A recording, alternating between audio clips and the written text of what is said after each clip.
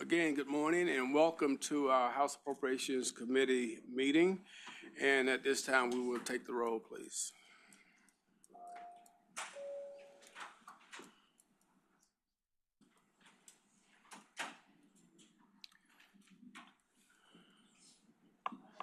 See anything coming up?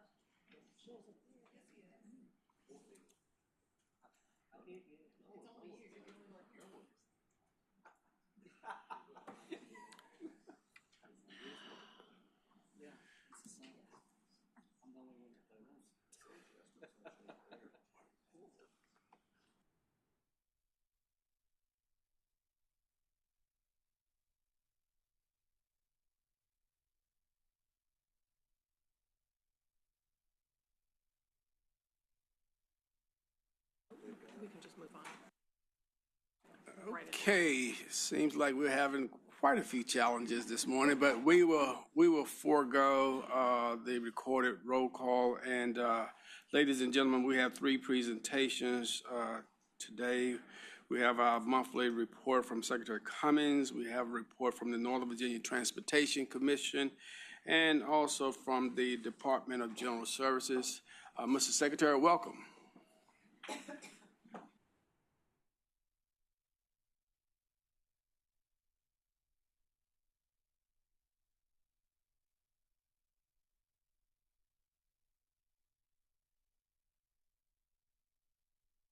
I know you've heard about it and had a chance to take a look at this in advance.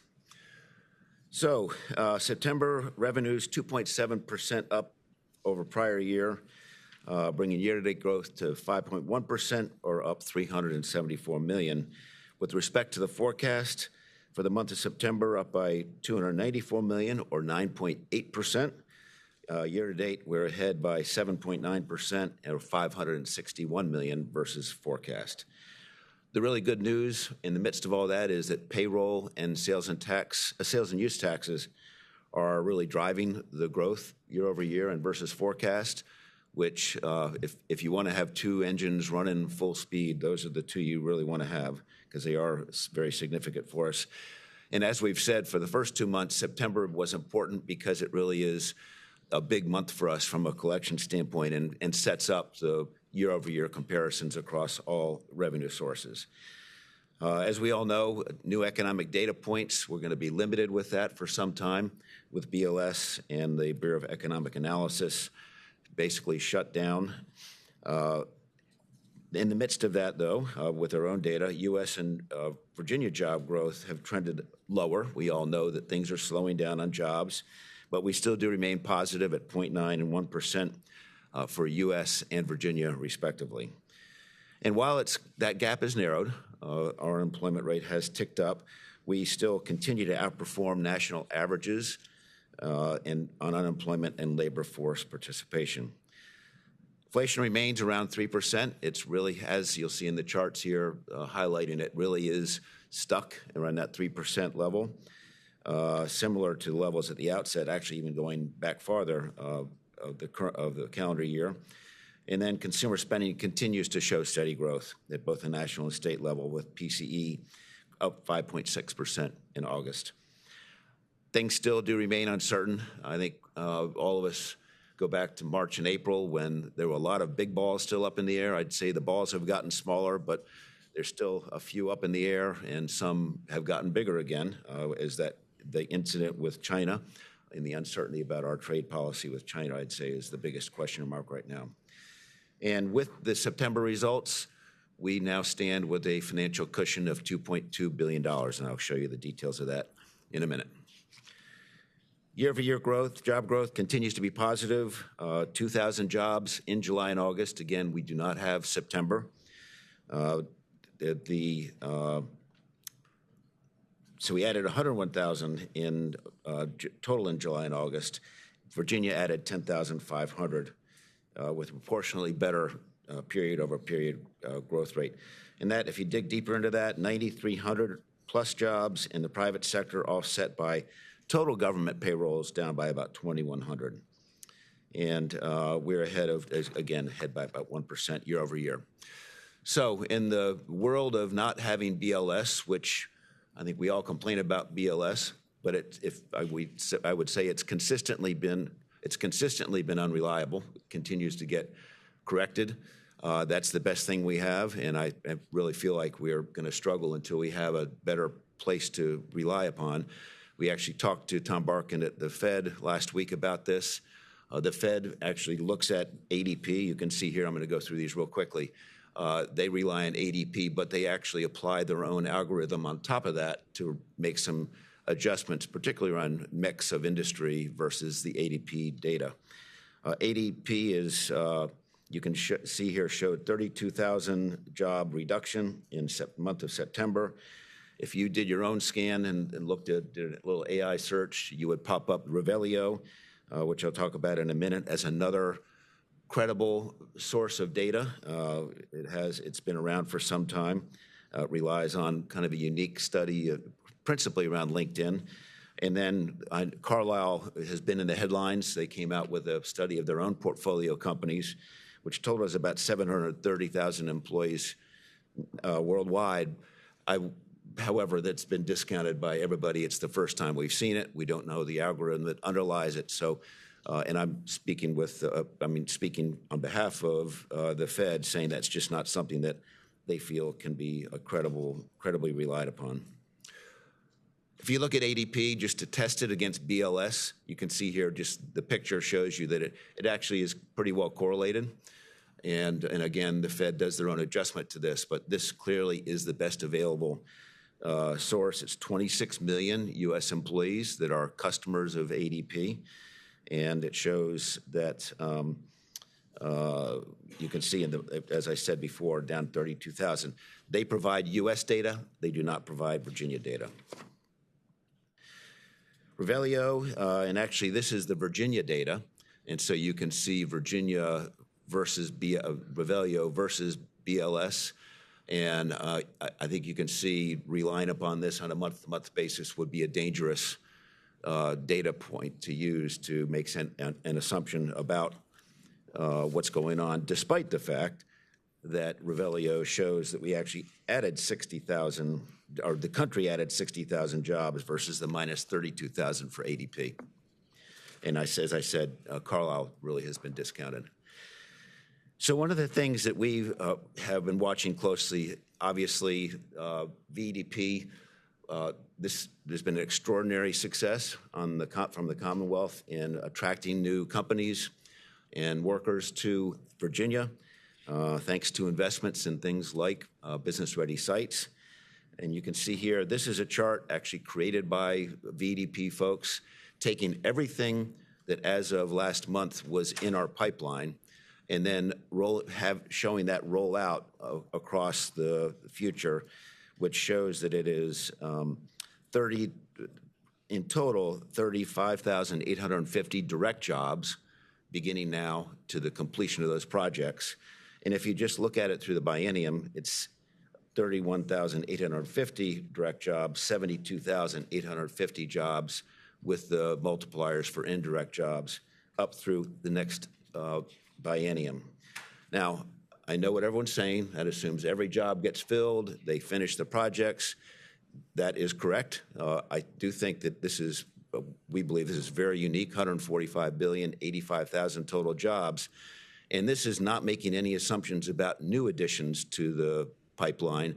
And I think all of you know MEI is trying to schedule a meeting right now with the Merck announcement that went out this morning, plus the 4 projects that are in MEI. Just an example, that's another $4.8 billion of CapEx and another 3,600 new jobs. And the way I look at this chart, just to put it in context of our monthly reporting we're going to have, if everything happened per this schedule, you would say, if you draw your finger at 6,000 jobs, that's per quarter, And you can see the months, or the quarters that are above that line. That would be the equivalent of 2,000 jobs added in a month if this all came to pass as the program would suggest. And then at 7,500, which is really close to the peak, that'd be 2,500 incremental jobs.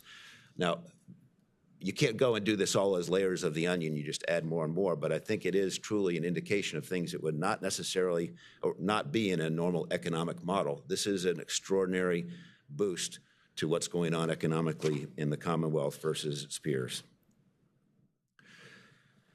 Unemployment rate continues to outperform the U.S. We're at 3.6%.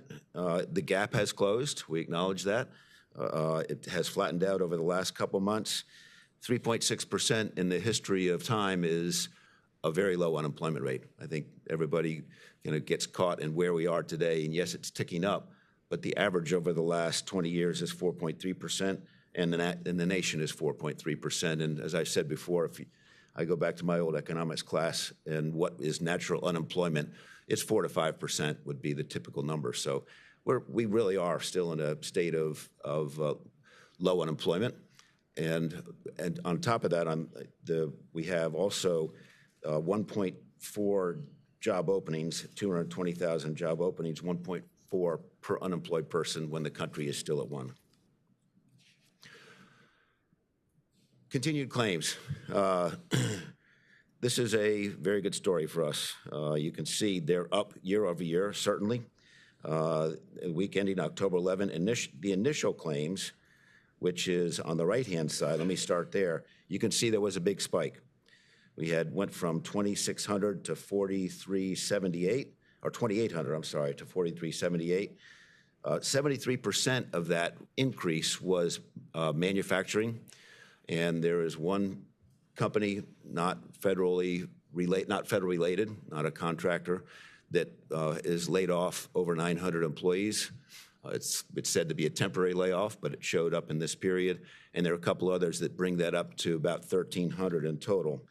And if you then look at the internal VEC, as you really dig into this data, I think you all see a lot of this, and it's kind of confusing what periods are being reported, what the federal element of that is, because there's different data sources. But if you go down in this second bullet, initial UI claims for 2 weeks, this is unrelated to the 4,378, for the 2 weeks approximated about 1,250 individuals who identified as federal employees. And that includes, down a little bit further, 900 that were related to the furlough. So 1,250, 900 were furloughed. They're eligible to collect unemployment. As you know, if they do, then they have to pay it back when they do get paid again. Secretary Slater will say that they don't expect a ton of that hitting the unemployment claim, because it really is a complicated and not pleasant experience to deal with the payback of that. But that's now impacting these numbers. Continued claims on the left-hand side are totaled 18,839, which is still below our 10-year average, but it is dramatically up over the prior year. The way I look at this chart, however, is we kind of peaked in the 33rd week here a couple months ago, and it has continued claims, as we said in past presentations, have been on a generally declining trend line. I think importantly, we all need to really be clear on what is happening to Virginia versus Maryland and D.C. You go to the bottom left first, you can see this is the current census of federal employees. Virginia, 185,200, Maryland, 148, D.C., 184. So if you go right up to the chart above, you can see continued claims that we're at 188. It's actually down 6 from last week when I did the Senate Finance presentation. And then Maryland is at 846. That is on a meaningfully smaller number of employees, about 20% smaller. And D.C. is at 1712. Both Maryland and D.C. are up 5 to 10% from the last report on this. And then this chart on the right, and importantly on the right-hand side at the bottom, it really is because our people, the agencies in Virginia are incredibly different from the other two, and they are still in the spots that are going to continue to be funded by this administration. You can see here the Department of War, other national security agencies, national intelligence agencies.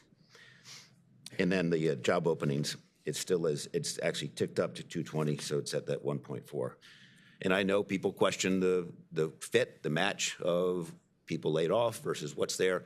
And the point is, though, we're starting with a real positive, then it's another contributor to how we can defray some of the impact of this that the rest of the country doesn't have, and frankly, kind of surprising that it exists in Virginia, given the circumstances. Initial employment claims here, again, you've already heard this, but this is all state claims. You can see on the left-hand chart that it has ticked up. This goes all the way back to 19, so it catches the 18-19 shutdown that happened. And you can see here we have had a big tick this week. And again, on the right-hand side, you can see how we have fared in the UCFE. These are confirmed federal employees back from the administration that gives us this data that we're at less than half of DC and a fraction of, did I get that right, about less than half, much less than half of DC and a fraction of Maryland. We've been tracking the withholding of federal employees here. The bottom line is that it's hanging in there. We're up actually in the latest print of September, up 12%. I think looking at it for the first quarter, those last three data points, it is for federal agencies plus 4.5% year over year for the first quarter of this fiscal year. And for federal contractors, doing the top 100 contractors, it's up 4.1%. Inflation, the other key data point that the Fed is watching with jobs getting slower. There's talk of continued rate cuts and a feeling that inflation, while it's above target, it is under control. And remember, core PCE is what they really focus their attention on. So if you look at the left-hand side, it's core, which is excluding food and energy. You can see if you kind of draw your finger across the 3% line, we've been at 3% since March of 24, 3% or less. So it really has kind of been stuck there, and they'd like to see that continue to go down, but it has not. And I think, tariffs really haven't seemed to show up much yet, but we all know that may be too early to make that call. But I would say that people we talk to, including the Fed, does expect that might tick up a couple points and to the low threes, but not something that is expected to be a major shock to the system. And then the inflation, all items, you can see this goes back all the way to October of 23, where that PCE, all items, has been at a 3% or low. And the CPI is also right now in that 3% range as well. So I think that's kind of the number that everybody is going to continue to watch. But it's been pretty steady. Consumers continue to spend. Here, if you just look at January, February, when things were really uncertain of what's going to happen, and there was a pause of what's going to happen here. So you can see January, February, we're down. But really, since then, we've had a nice rebound. Consumer sentiment has rebounded after a real sharp decline in March and April. And our sales and use taxes, as you know, have been quite strong, so that we're up 5.4% year to date. One of the things we obviously want to take a look at is, so what if we do have another shutdown that extends like the 2018-19, which was 35 days, what would that do to us? And what this chart shows you in a very quick summary is that actually the net effect of that was really not detectable. Refunding, everybody did get their back pay. So there's some impact. You can see in here it's at a 0.02% impact to GDP for that period of time of just delays in activity and purchases. But ultimately, when you get to revenues for Virginia, it really was no detectable impact. Going to the numbers. Okay, general fund, you can see at the bottom on the left-hand September numbers, the general fund and the bottom line, total GF revenues was up 2.7% or $87.6 million. Withholding was very strong, up $131 million, 10.2%. There's a $25 million, if you read into this, $25 million, it was an extra payment that came in. If you take that out, that would take that number down to about 8%. Still a, frankly, surprisingly strong withholding performance, given that's all going on. And because we've downplayed that and said this is not something we should ever assume that will be sustained, but we have that. You can see here it was 10.2% for this month. It's 10.6% for the first 3 months, all of which have been in that double-digit range. And to be really honest, the tax team has been all over this. We have not really figured out exactly what is going on that's driving that. Sales and use tax is, again, been very strong, 5.8% in the month of September, 5.4% fiscal year to date. And there's the one number, corporate is actually a bad number here. And if you recall, in a prior presentation, we talked about some accounting movements. Some numbers were put in a wrong bucket, and we had to correct for that to get ourselves back on track, so that shows a negative number. The core corporate, real-time corporate income tax collections do not indicate that we have a corporate profitability problem at this point. It's more of some of the adjustments that have taken place below that line. Versus forecast, we are $77.6 million ahead on withholding. As you know, we came in with a conservative outlook on this. Non-withholding is extraordinary. We did have last year, remember every presentation last year, we talked about PTET, my favorite subject. We haven't talked about that for a while, but we're now seeing year-over-year comparisons of PTET impacted months. And these numbers were adjusted to reflect that, but it did not come in quite as strong on that adjustment, and just non-withholding has continued to be very strong for obvious reasons. The stock market, well, it's had some pullback, continues to be quite resilient. So we're up $561 million, or about 8% year to date. With that, as we add this to the scoreboard here of the excess revenues finishing up last year of $572, the vetoes net of set aside gets us the $839 million, and then the unspent appropriations of 2.1, less the mandatory amounts that are required to be rolled over and left in the budget. We end up with a discretionary balance of about $480 million. It's not on there. And we do this every year. They've been big the last several years because the revenues have been so strong. But we go through this with DPB and line by line determine what is discretionary that should be retained within the agency because it is consistent with the intent. And then as aggressively as we can, we're also then looking at what we can hold on to and put into the upcoming budget for appropriation next cycle. And then the excess revenues to date, 561, gets us to $2.2 billion. So conclusion is things are going pretty darn well for Virginia right now. And it's defying a lot of the stories and narrative and economic forecasts. We've seen several economists resetting their plans. We had JABE a week and a half ago, and people's outlooks were quite conservative going into that meeting. But you see just this week articles on people who are quickly resetting things up. But understandably, everyone is cautious about where we're going to be and what's going to happen. But we couldn't be in a better position than we are right now. Federal funding lapse. Do you want me to go through it all the way and then come back for Q&A? Okay. On the federal government shutdown. So as we all know, September 30, the government shut down, looking for a continuing resolution, and we haven't had the 60 votes yet in the Senate. The big direct benefit programs are all still in place, in addition to Medicaid and Social Security, federal highway contracts, K-12 funding for Title I and IDA funding is available through the end of the school year. Federal student aid, Pell Grants, direct student loans continue to be dispersed. However, there's no new funding authority for most discretionary or mandatory grant programs. Funding will continue for mandatory programs that are currently authorized and not subject to annual appropriations process. One of those examples is the Children's Health Insurance Program. For some other programs, funds remain available through the first quarter of fiscal year 2026 under legislation that was adopted in March.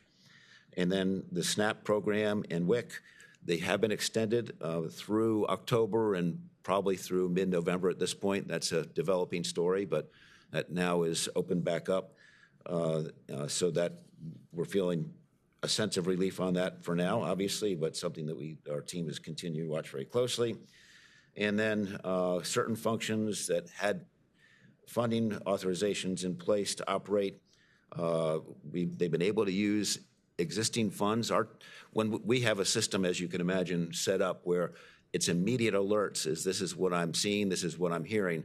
And our team, DPB primarily, is looking for all other potential sources other than general fund, as you can imagine. And that's what we're protecting is general fund at this point. We don't want to start setting precedents of dipping into that at this point. And we haven't had to. So I'll say in a minute, we've had one group of furloughs, 13 people. They were informed last week, but we don't have any others that are pending at this moment. And we are on top of this very closely. So we've talked a lot about the work we've been doing on our FTE count. Thank God we got on that a couple months ago, and we've been continuing to evolve on that.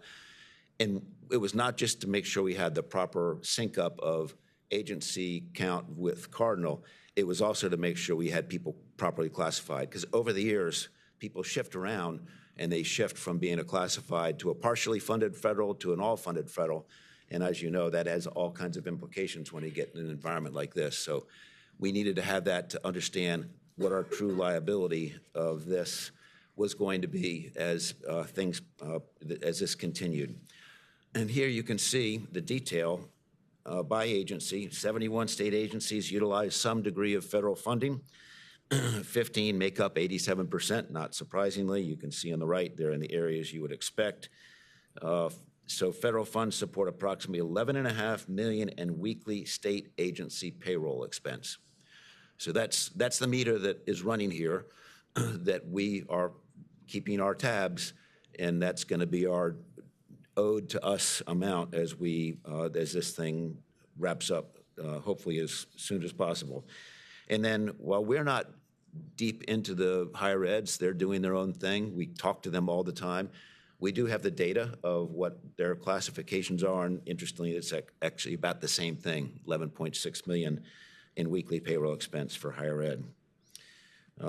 As I said, to date, adequate funding, other than the 13 people, and now that it's public, that's in Virginia Works, and it's people who are doing data analysis that fed into BLS and things like that. So obviously, adverse impact on the individuals, but not really a critical service that needs to be provided at the moment. So agencies are prepared to move forward. You can see here, we've done all the work. We have between 2 weeks and 90 days of funding available, depending on the agency. And again, looking very closely at all possible ways that we can take care of it as it rolls out. 5,500 federally funded classified employees, 1,400 wage, and 400 federally funded contractors.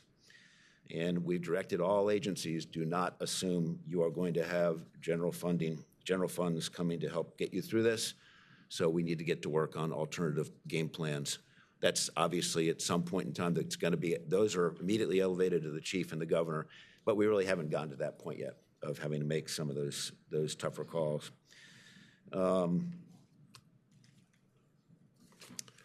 Okay, I'm going to move on to grants. Quick update. I'm just going to go to the chart, if you don't mind, because I think you're well aware of this. With the latest update is it's 18 grants that remain frozen, $466 million. The big change in this since the last time we went through this is we did not have a timely update of the Solar for All program, which was in Commerce and Trade, which is $155 million. So this number it's gone down and it's ticked back up. And it really, other than some very small items, it hasn't moved outside of that adjustment for the Solar for All program. And overall, $2.2 billion since March, when we're down to $466 million that continues to remain frozen. And the big number is HHR, which again, those are predominantly COVID leftover funds, most of which were going to expire in 2026. We're not being spent, and we don't expect that those will get turned back on. And there are a couple within this pile that we're still trying to work on. And that concludes my remarks, Chairman. Thank you. To the committee, any questions for the Secretary? Delegate Sickles. Thank you, Mr. Chairman. Thank you for this presentation. Are you representing that this is all, that you have informed the committee of all the grants that have been cut off to Virginia so far? This is the complete total of everything that we That once is had? the complete total. Yes, this is the current total. Okay, Mr. Chairman. Delegate Sickles. You know, we hear from people who provide these services out across the Commonwealth, nonprofit organizations that, you know, they are not getting what they normally get in it.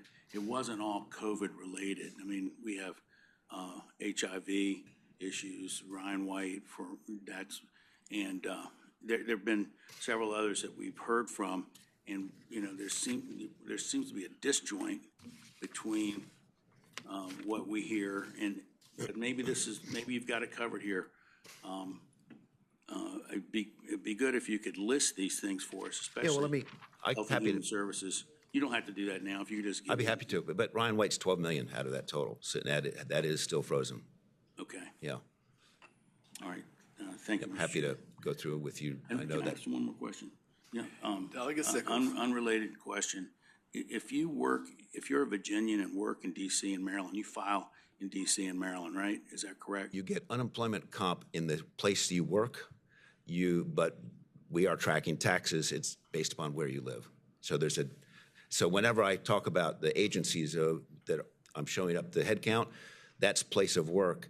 The presumption is that most people are going to probably live closer to where they work, but the markup from place of work to place that you live in Virginia is about a 50% higher number for place of residence versus the place of work for Virginia. Okay. All right. Thank you, Mr. Chairman. I don't understand that, but we can talk later. I'm happy to follow up, yeah. Delegate Bolivar. Thank you, Mr. Chair. Somewhat following up on what Delegate Sickles was asking about. So I know you're tracking paused grants, right? So that's revenue that we thought we were going to get in, could have lost it. Some of this has been reinstated. Some Excluding of it's still higher out ed, there. yes. Yes. I guess my question comes down to, have you started to forecast where future grants will not be renewed? And so I guess that's my biggest concern is, all right, so some of these have been unpaused, but next year we're not going to get any money for it, and we're going to have to be prepared for that funding cliff in order to be able to support some very important programs. So have you been tracking those and had a sense of the order of magnitude? Not in detail. We talk about it. That's a big issue at higher ed, these research grants that are typically renewed regularly, and you kind of know the ones that are unlikely to get funded in the future based upon what they've done right now. We have not done an extensive analysis of the stuff within our own pot here, separate from that. We'll take a look at that, though. That's a good idea. Thank you. And I guess, Mr. Chairman. Delegate Bolivar. Yeah, so I guess another question in terms of following up on your 10-year averages, particularly with unemployment insurance.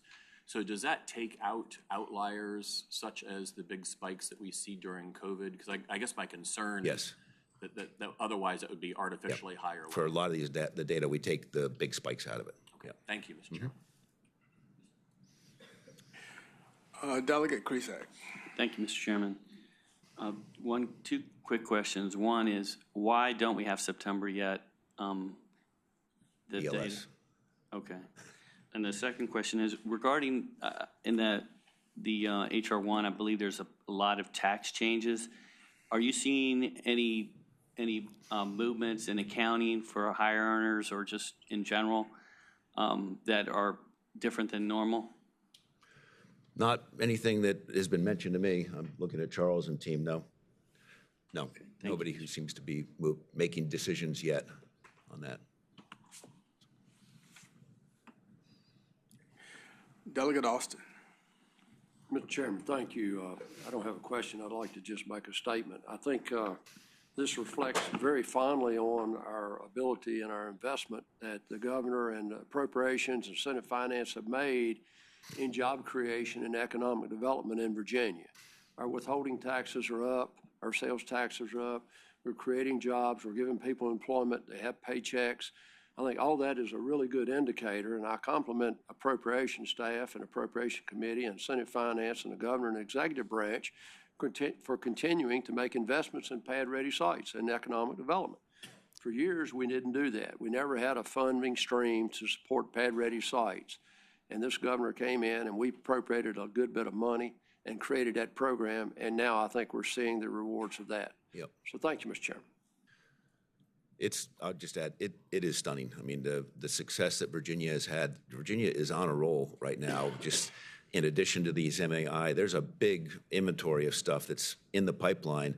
And as you know, that inventory of business-ready sites has been consumed very quickly. So I think that's an important future thought. Mr. Chairman, Delegate Austin. Mr. Chairman, I left out Jason Okubi and VEDP for the good work that they're doing also. So thank you, Mr. Chairman. Yep. Okay, any other questions for the Secretary? Secretary Cummings, thank you very much. Thank you all.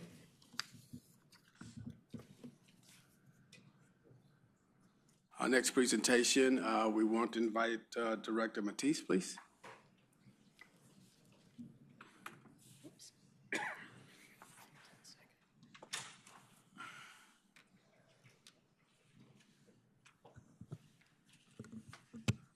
Good morning, Mr. Chairman and members of the committee. I'm Kate Matisse. I'm the Executive Director of the Northern Virginia Transportation Commission, and I'm really happy to be here this morning to speak about the progress of the work of a very important subcommittee that's focused on the future health of public transit in Northern Virginia. Our team at NVTC is actually providing the support to this subcommittee, and so again, I'm happy to be here to report on the progress of that work. Just to give a little bit of perspective, the transit network in Northern Virginia is not just Metro. I know you hear a lot about WMATA and Metro, but it really is an incredible network that's supported by 8 different transit systems. We're talking about a population area of about 3 million people, and every single week, the public transit systems in Northern Virginia are moving 2.1 million people. There's a real economic value to the fact that we can move so many people in Northern Virginia. NVTC did a study just a couple of years ago that found that our transit network makes possible more than $28 billion in economic activity every single year. And when it comes to benefiting the Commonwealth, that is generating $1.5 billion in sales and income tax revenue that is being able to be distributed throughout the Commonwealth. And again, when we talk about a state contribution and the role of the state, which is very important in the health of our public transit systems, it's actually 160% return on the investment that the state provides in terms of revenue. If you look back a couple years, a lot of stories about will transit rebound after the pandemic. And what we're actually finding is not only has transit rebound in Northern Virginia, it's actually leading the nation. In particular, WMATA is up 93% in their ridership between 2022 and 2025. That is the fastest rebound in all of the country among its peers. And when we look at our local bus systems, not only are they stronger than from the pandemic, they're actually stronger than before the pandemic, with some of our local bus systems like Q serving the city of Fairfax, Dash serving the city of Alexandria, and Fairfax Connector serving Fairfax County, all of which are above and beyond ridership levels than they were before the pandemic. In fact, bus ridership in Northern Virginia is at the strongest that it's been in 10 years. I don't want to forget an important part of rail in Northern Virginia. The Virginia Railway Express is in a very important commuter rail system. And right now, because of the investments of the Commonwealth through the support of also the federal government, VRE is poised to move some incredible transformation in the coming years with the investments in the Long Bridge.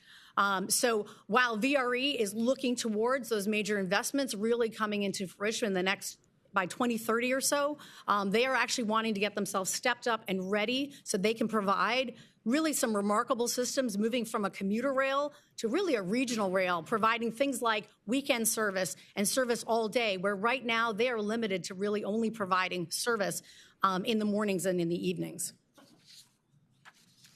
And while NVTC focuses on the top part of Northern Virginia, the study work that, that's being on right now is also including PRTC and OmniRide that is serving the more southern districts of Northern Virginia. And I want to include the fact that they are actually remarkable in their rebound and transformation. They have services that include commuter buses, local buses, microtransit, which is one of those very customizable service for some of the more rural areas, as well as a van pool. And they, too, are looking at a 19% increase in ridership just over the last couple of years. And one of the things I think that's remarkable about PRTC is that they actually do not rely on any dedicated funding from their localities to support this service. So again, I'm here to report on the work that's being done by a very important subcommittee that was stood up 2 years ago, the SJ28 Joint Subcommittee on the Needs of Northern Virginia Public Transit. They have specifically, and I would like to acknowledge Vice Chair Mark Sickles is sitting on the SJ28 along with a number of their colleagues. It is chaired by Senator Adam Eben. And their task over this past couple of years was really to dive in and understand what are the needs of this important network up here in Northern Virginia. At the same time, a lot of work that was being done at DC, Maryland, Virginia through a group called DMV Moves was doing a deep dive specifically on WMATA, but also looking at an overall vision for public transit. So the SJ28 subcommittee has been taking information provided by DMV Moves, as well as doing that further dive on VRE and our local bus systems to really examine what are those needs, what are the revenue that's coming in, and are they meeting those needs? And also, and I will touch on this a little bit later, really examining what are some opportunities for cost containment, especially when it comes to WMATA. So this work is happening right now. I'll talk a little bit about the schedule, but we're really nearing the end of that work with recommendations expected in early November. I want to step back just a moment. You do actually have some handouts at your place that talks about how transit is funded. It is definitely an interesting sort of mosaic of funding that all of our transit systems look to for funding. I've got some just up on here, but the reality is it's really important myriad of funding sources. Primarily, it is our local funds. So our local jurisdictions, they are the ones that are providing the lion's share of transit funding. Yes, many of our systems, in fact, almost all of our systems do have fares, and those who don't, the localities are supporting those fares to provide fare-free service. There is a state formula fund through the Department of Rail and Public Transit, a very important fund that is maximized. No transit system of our local buses get any more than 30% of their operating from DRPT, but those are very important funds. And again, the other things that are in those dash lines, those are competitive. So some of our folks have been successful in receiving those competitive funds, but those are not guaranteed from year to year. On the right side, I want to talk about what public transit is. It is operating a system. It is really about people, moving people. And I think that's something that's often forgotten. There's very important capital purchases that are involved, whether it be buying buses or building stations. But the reality is good, strong running transit is the people who are running the transit. Those are the bus operators as well as the mechanics. So in terms of funding transit, when you talk about operating transit, you're really talking about funding people. So stepping back to some of the work that's being done by SJ28, as I mentioned, a lot of work is being done to really examine what's happening with WMATA, with the Metro Rail and the Metro Bus system. The DMV Moves group, as I mentioned earlier, it's a group of DC, Maryland, and Virginia legislators from local governments as well as from state, have been getting together to identify what that vision looks like for WMATA. They've identified several important things, some of which is that WMATA is now in your 50-year-old system, and there's some key needs to modernize the system. I've actually had the opportunity to go and look at some of their signaling. It is from the 1970s. I cannot even tell you. It looks like something out of something you'd see in a museum. It is very safe, but it is dated. But the other thing I think I want to recognize here, and I'll talk a little bit about later, is obviously there was a huge effort back in 2018 to identify dedicated capital funding for WMATA. That was absolutely important to be able to do some major state of good repair work. The reality is, and I'll mention this a little bit later, is that fund was never indexed to inflation. It has now been completely put into bonds, and in fact, the ability to continue to use those funds other than for debt service will be exhausted in the coming years. So there are some key important investments for WMATA to keep them moving forward, keep them modernizing, as well as to be able to issue bonds. And the reality is there's a number of different funding sources for public transit. There's a couple that I've just put up on here, and the reality is whether they hadn't been indexed to inflation or they're just not meeting the inflationary costs that are affecting our transit systems, all of these things are being affected. I've highlighted here, as I just mentioned the WMATA Capital Fund, but also the regional gas tax in the NVTC district has been seeing effectively a decline because of the rise in high energy efficient vehicles. There is not currently a highway use fee for our regional gas tax. So that, again, we are seeing sort of diminishing returns on the ability for those funds to be used. And likewise, when we look at the statewide merit operating fund that's used by our local bus systems, that is also seeing a reduction in buying power because, again, the transit industry, just like all other industries, are being faced by inflationary pressures. And as I mentioned a lot about people, it's also about talking things like rolling stock. The cost of buying buses and those sorts of things have continued to be going up and are facing the same inflationary pressures. So the SJ28 group has found that indeed there's a number of different buckets when it comes to public transit funding in Northern Virginia that are facing some serious needs. I mentioned the capital fund for WMATA. The other thing I want to mention, which is unique to Virginia, is that we are going to be facing a $153 million deficit in supporting our locality's ability to pay the WMATA operating fund. The reason why we are a little bit different than DC and Maryland in this place is because DC and Maryland both found a permanent solution to funding that this body did a 2-year fix 2 years ago using general fund. So when we talk about the needs for public transit and we include WMATA in the Commonwealth of Virginia, that includes both an operating fix as well as a capital fix. I've also mentioned, of course, about the local bus needs, the VRE needs, as well as PRT and OmniRide. All of these entities are in need to be able to have some additional resources to support the important work that they do and face the inflationary and cost pressures that they have. I do want to take a little bit of a side journey here because I did mention about how SJ28 has been diving into operational efficiencies at WMATA. This is actually really a remarkable amount of work that's been done by the current general manager. I know he's probably had a chance to meet with many of you and talk about his efforts over the last couple years. They have done a deep dive into both their operating and capital budget and identified over $500 million in cost savings just in the last couple years. The other thing that's also helped is they have done remarkable, as I mentioned early, growth in their ridership. Those are fare revenues, especially when it comes to rail. And I would say reducing fare evasion on rail has had a very meaningful impact on their ability to use fare revenues for, of course, an important portion of their revenues. So finally, the last big step that SJ28 dove into is looking at all of the revenues that can be potential candidates for funding public transportation. They have done a lot of analytical work supported by my team to look at different variations of sales tax and sales and use tax, vehicle-based taxes and fees, and even looked at some emerging trends, such as a retail delivery fee, which actually occurs right now in both Colorado and Minnesota.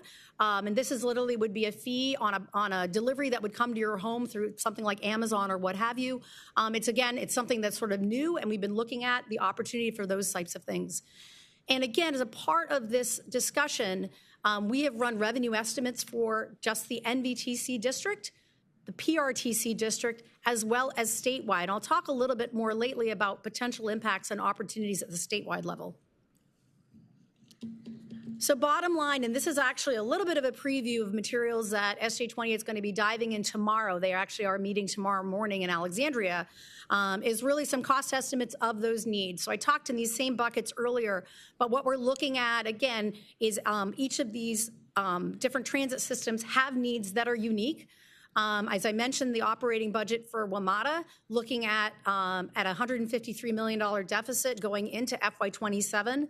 The other localities and the other systems are looking at stuff closer to 2028. So WMATA's capital, again identified from the DMV moves, is looking at about $135 to $150 million a year. Our local bus systems have estimated collectively about a $35 million deficit. VRE has identified a $35 million deficit as well, but also in anticipation of the opening of the Long Bridge in 2030, they have also identified, once that's happening, is have in place additional funding so they can run that service perhaps every hour and on the weekend. And finally, our colleagues down at PRTC have identified a deficit of about $22 million to run that reliable service that they have. So as I mentioned before, SA 28 has dove into revenues at a number of different areas and categories. And so just to put out there, when we've looked at these sorts of things, putting together funding packages that may be specific to the NVTC district, specific to the PRT district, but also doing statewide. And one of the things I wanted to mention, I work very closely with the Virginia Transit Association, and I've been in conversations with a number of the different transit systems around the country.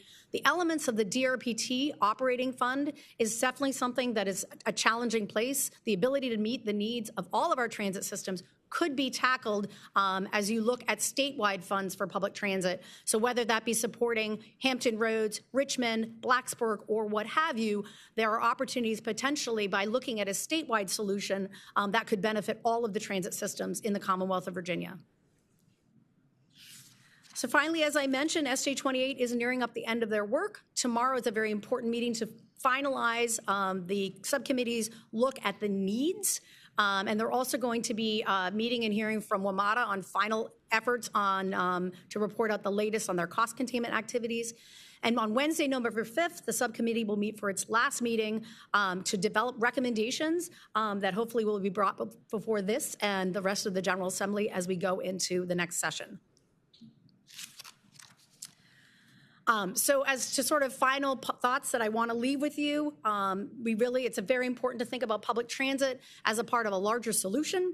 Northern Virginia's transit network is about economic growth for Northern Virginia, but it is really about economic strength here in the entire Commonwealth of Virginia. Transit is strong and it is growing. It is definitely on a rebound, just like the Secretary of the Commonwealth spoke earlier, is that we have a growing place that has growing things that are happening in the economy. Our transit is moving those people and moving that part of the economy. Public transit is a people industry, and so the ability to run effective service is about paying the ability for good, solid, qualified people to be running those systems. The funding solution can be statewide and can be regional. It can be a shared opportunity that may lift many other transit systems within the Commonwealth. With that, that is my presentation. I'm happy to answer any questions. Delegate Sickles. Thank you, Mr. Chairman. I don't have any questions unless you want to agree with this. But you know, I agree with the fact that we need to solve this problem on a statewide basis, help everybody, including getting I-81 fixed and having I-81 have a sustainable source of revenue. Virginia is building 2 projects in the District of Columbia now that have national implications on the Long Bridge project, the bridge itself, and then the major project underneath the Salamander in this luxury apartment, 1441 14th Street, which many of you probably have driven by over the years. That project is going to be going on now till 2030. It's funded. So my dream is that when that bridge opens, that we will be prepared to fully utilize it. And that means VRE can run 7 days a week, not only be a commuter rail, but have regular transit service on the hour for 7 days a week. So that's what we can have in Virginia if we fund it and get ready for it. Secondly, on WMATA, the major capital investment we need is to upgrade the technology so that we can move more trains in the tunnel. There is one tunnel that goes with 3 lines on it, the blue, orange, and silver, from Roslyn to Stadium Armory. And we have, if we can upgrade our technology, we can move 5 more trains an hour through that tunnel all the way through the city. And that means we get rid of this 1970s technology, train control, and skip several generations of automatic train control to what people are using around the world today and be able to utilize the same system more efficiently. And that's cheap, but it costs, compared to building more. And this is what we need to do, in my opinion, is to take full advantage of the system we have now, and we can do that with these capital investments. Do you agree? Yes, no answer will do. Yes, sir. Yes. Okay. You said you agree. I did, yes. I said yes. Thank you. Okay, we'll move on to the next delegate. Delegate Wiley, please. Thank you, Mr. Chairman, and appreciate the presentation. Last year, we had a Transportation Committee retreat, and one of the noted items was the massive number that, and I don't recall the number, but regarding WMATA in terms of the ridership. And a lot of it was COVID from what happened there, and a lot of people weren't going to work on the federal side. Now that a lot of the federal folks are going back to work, granted, we have a shutdown going on right now, but with that number you're asking for, 150 million on an annual basis operational, would that make you whole, considering your 93% increase of ridership? I yield back. Thank you. Thank you, sir. Thank you, Mr. Chair. So indeed, WMATA, when they look at their budget, the Virginia share of a WMATA budget growth that's necessary to sustain its system is $153 million just for Virginia. But that, like all of the other revenues, is looking at an inflationary growth every year. So estimating at a 3% growth. The general manager has stated that that's what they'd like to be using for their target. So when they budget, they know what they're talking about. As I mentioned earlier, the capital dedicated funding that was put in place in 2018 did not have any inflationary math, and so it was stuck in those 2018 dollars. So the ability for these funds to grow is what WMATA wants to be able to budget towards, and so having that, that is something that they're focused on their budgeting. Thank you. Delegate Reed. Thank you, Mr. Chair. Thank you, Kate, for providing this information. Back on slide 12, I know that you had mentioned that Maryland and D.C. have already addressed operating revenue. Could you share with us, just as a matter of kind of lessons learned, about what those two jurisdictions are doing to provide ongoing funding? Yes, Mr. Chair, Delegate Reed. Indeed, so Maryland, especially in Maryland, the Commonwealth of, or the state of Maryland, actually, they are the ones that 100% fund the WMATA system. So it's a little bit different than we do here, where ours is a partnership with the state and the localities. So in their long-term budget, Maryland has made the commitment to continue the growth of their operating fund commitments to WMATA. So that is something that they have done, and likewise, in the budget deliberations in the District of Columbia, they have included in those a long-term commitment to the operating growth of WMATA. Okay. I saw Delegate Austin, then I'll come to Delegate Creasy. Mr. Chairman, thank you. Once again, more of a statement than a question. I thank Delegate Sickles for his comments. He's spot on. The only thing I would say that Delegate Sickles did not say is I don't think our revenues are keeping up with our expenditures. Every year we're adding more and more surface transportation roads and subdivisions throughout the Commonwealth, and we've got some roads that have been built by concessionaires that are coming to their life end.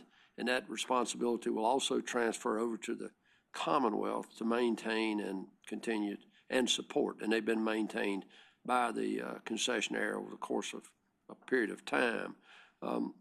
Years ago, Shannon Valentine and Nick Donahue did a study from Fredericksburg to Richmond on adding a lane on 95. And it was determined at that time if we were to add a lane, by the time we completed that construction, the volume on the road would be at the same magnitude it was when we began. So that's why we decided to try to go to rail every hour on the hour from Richmond to Washington. So when we complete the Long Bridge and we get those improvements, I think that's going to be our success. When we got rail to Roanoke and I was looking for a funding stream to help fund Interstate 81, I had a group come before the committee and say, Delegate Austin, you need to look at rails. The group of their name was Rail Solutions. And I dismissed it as not being, I thought, viable option. and I was wrong. We now have over 300 riders out of Roanoke on Amtrak every year. We're going to Christiansburg. That number will only increase, and that is at $30 million per mile to add a lane on Interstate 81. We got to move people some other way. So I think Metro and Amtrak can be a solution to a serious problem in the Commonwealth, but I think we also have to find new revenue streams and growing revenue streams, not stale or declining revenue streams for transportation. And I don't think that with the efficiency of automobiles, electric vehicles, and other things, I don't think we have the revenue stream that is sustainable going forward. I don't have those answers. I wish I did. I'll turn to Delegate Sickles for that. He's very good at those things. So, but thank you for a good presentation. And thank you, Mr. Chairman. Thank you. Delegate Cresack. Thank you, Mr. Chairman. Director Matisse. This is a great report. I mean, 54 months of year-over-year growth at WMATA is impressive. And you see that continuing in your budget. You talked about only 3% going forward. What is the capacity for growth? I mean, how much more growth can we handle? And what kind of income will that bring in? So I will have to follow up with the details on the income that could be brought from it, but I think there are some opportunities. I think one of the things that's quite remarkable with the change or the growth in ridership, and actually all of our transit systems, but in particularly WMATA, is actually the growth in weekend service. And so the ability to actually move, you're moving more people, but they're actually in some ways spread out over the whole week. So I think that's one of the remarkable things that's actually probably increased their capacity, because more people are attracted to be taking transit on the weekends than they were even just 5-6 years ago. Okay. Madam Director, thank you very much. Thank you very much. Our next presentation will come from Director Tewald.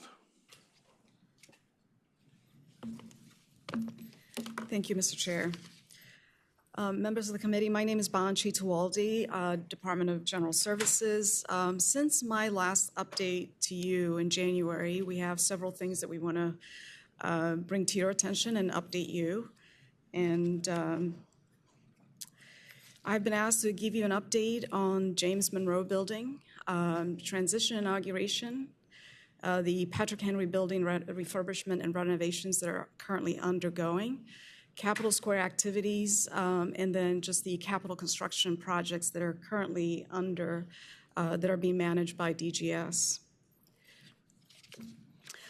With respect to James Monroe, DGS will be marketing the facility, the building, for sale fairly soon. We have been working very closely with the Money Committee staff, both on the House and on the Senate, and I want to thank them for their partnership. We have been working with Treasury as well to identify ways to remediate tax remediation options associated with any bonds related to the Monroe Building. We expect DGS to sell the building, and that would coincide with the timing when we are decanting Monroe and moving our tenants to various lease spaces and also state-owned facilities. We expect that to take place sometime on or before June of 2026. Until such time, DGS will continue to use the parking deck. Parking is pretty tight for us, and so that is the plan with Monroe. I want to give you a little bit of update on the transition inaugurations. If you recall, in this current chapter, Chapter 725, budget language was added that conveyed VDOT to DGS and made it effective July 1st, 2025. In that language, it also required us to work closely with VDOT to address security, badging, parking, and ultimately maintenance and operations of VDOT as we take it over. But priority was given that the transition, that annex be used as a priority for transition spaces for all three elected officials that are expected to come in November. So with that in mind, DGS has been working for the last 6 months to prepare the annex, and I can tell you that all necessary renovations and retrofittings of certain floors of the annex have been completed in preparation for all three elected officials. All office spaces have been furnished. Security equipment have been updated and installed in partnership with Capitol Police and State Police, the Executive Protection Unit. Plans for parking and identification and card access have been developed. We're also coordinating the move of the outgoing first family as well as the incoming first family. In addition to that, bleachers will be installed for inauguration purposes in the next few days and weeks. You'll see that if you're walking around Capitol Square. And then, of course, DGS continues to support the House and Senate clerks for all inauguration activities. Patrick Henry, in the budget, for the first time in almost 20 years, additional funding was provided for us to refurbish. In the past, the painting and carpet has always been associated with transition, just Capitol Square, the third and fourth floor. This time around, we were very fortunate to get additional funding. So it's been almost 20 years. So we started on the fifth floor. We're working our way to the sixth and seventh floor. We are now going to be renovating both the fourth and third bathroom and kitchen pantry. We're modernizing office spaces. We are going to be renovating and refurbishing the pod, which is the suite area of the governor-elect in the next sometime after January.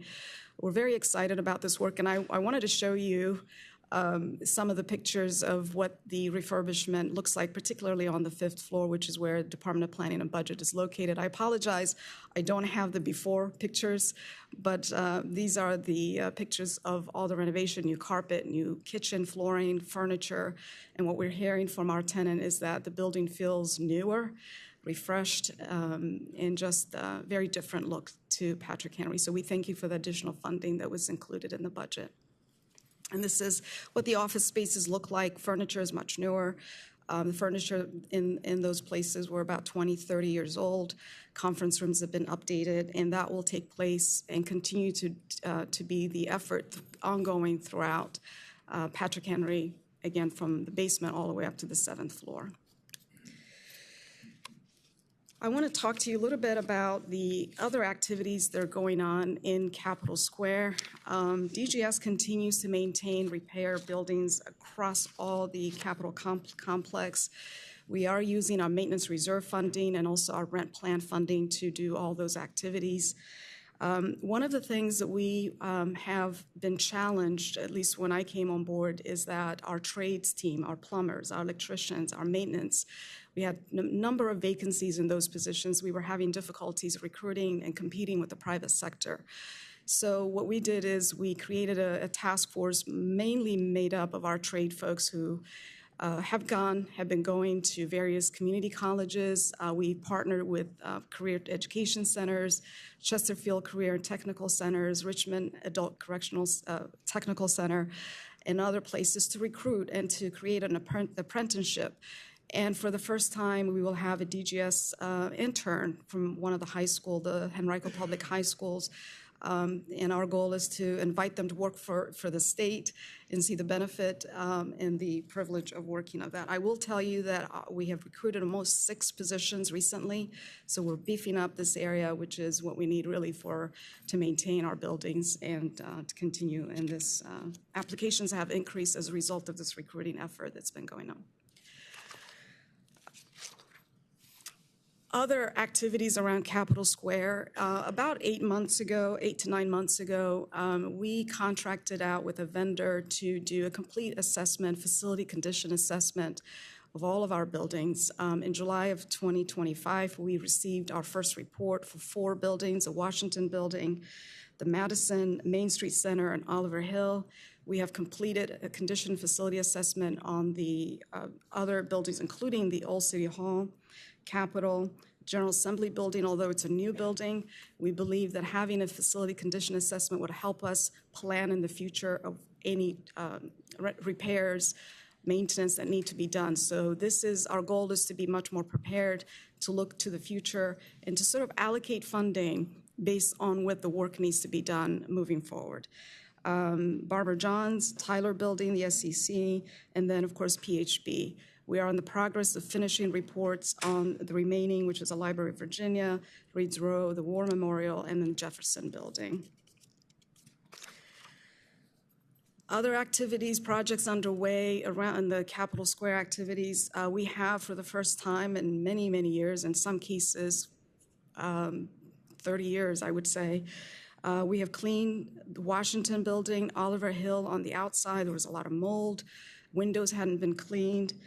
Jefferson Building, Bank Street parking is going on right now. Those are some of the activities around Capitol Square. Fencing, we're painting a lot of the fencing. The Governor's Mansion exterior painting is undergoing, which will be done in the next few weeks. Westmoreland, which is where our Department of Tax is located, we're waterproofing and coating. We are also involved in improving tenant. Some of our agencies are bringing back employees back to the office, so we're renovating, retrofitting, and providing more expansion office spaces. Select parking decks will also go under repair. We have started on 9th Street parking deck and as well as the SCC Tyler deck.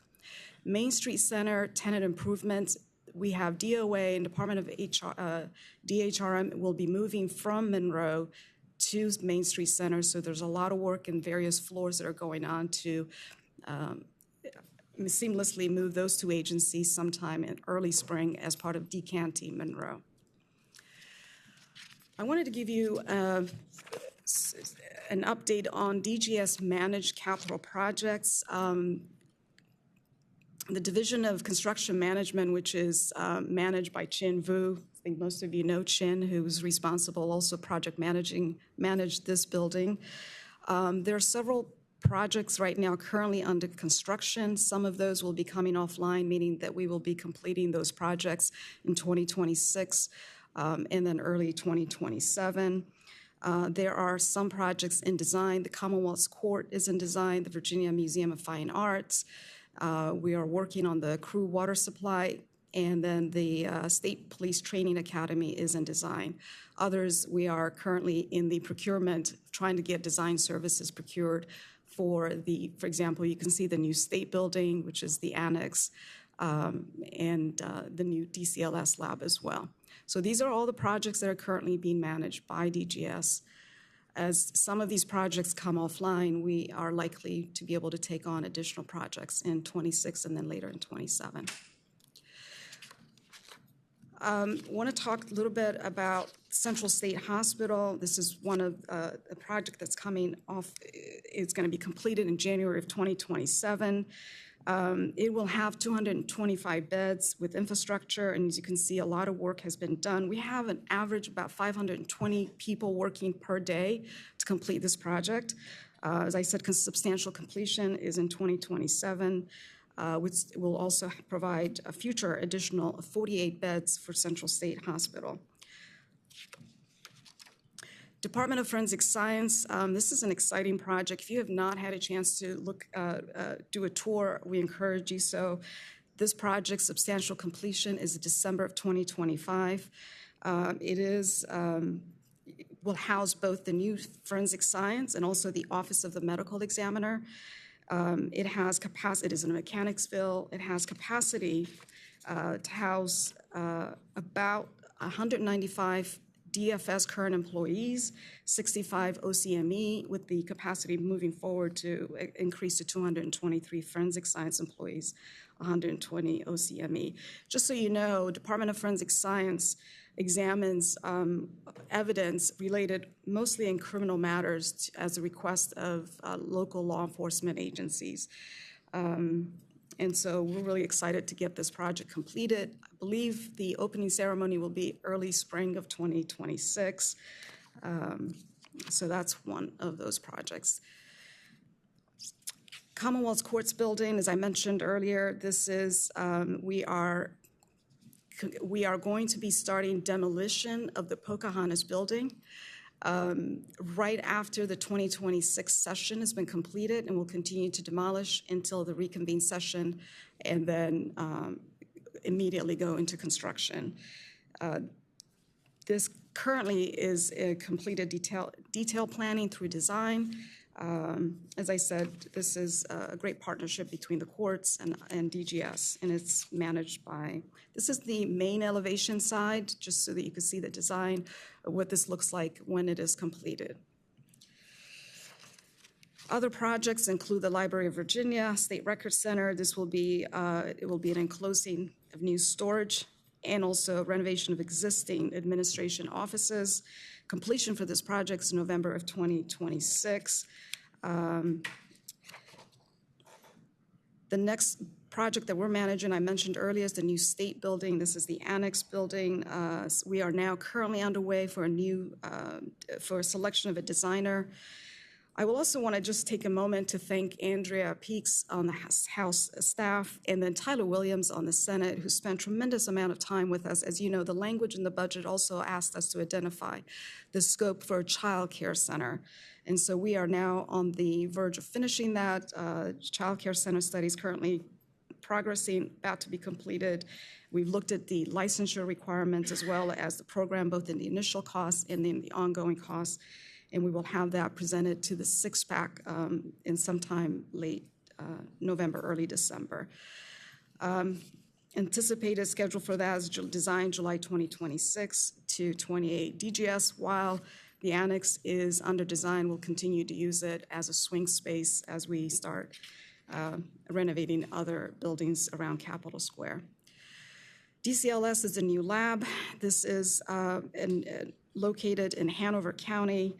We are now in design services contract. We're reviewing contract for design for this one. This will become the premier public health lab, environmental and emergency response lab, featuring different types of safety testing for the Commonwealth of Virginia.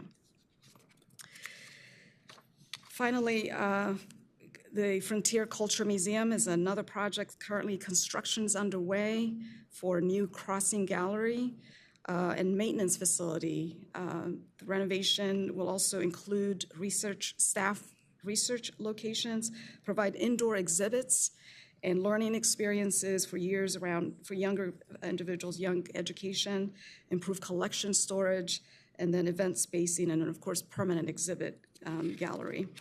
Completion for this project is 2026, in December of 2026. As you can see, some of the work that's being done. This is a drone photo that we took in October of a few weeks ago of this project. We're also very excited to partner with State Police for a new training academy. This is anticipated to have additional offices, dormitory, classrooms. As you know, State Police conducts about 3,600 has over 36 law enforcement that go through various types of training, both troopers, dispatchers, local, and also civilians. Currently, there's a waiting period of about 6 months because of lack of classroom availability. So this project, when it's completed, would alleviate all of those concerns. The new academy will continue to operate while the training academy is under construction. Northern Virginia Center, this is in Loudoun County. Will provide a new interactive science center for the Science Museum of Virginia. Substantial completion is December of 2026. Construction started in March of 25. It has various exhibits. The main level program will have a wonder exhibit. We'll have such as for young individuals that will encourage creativity, activity, experimentation.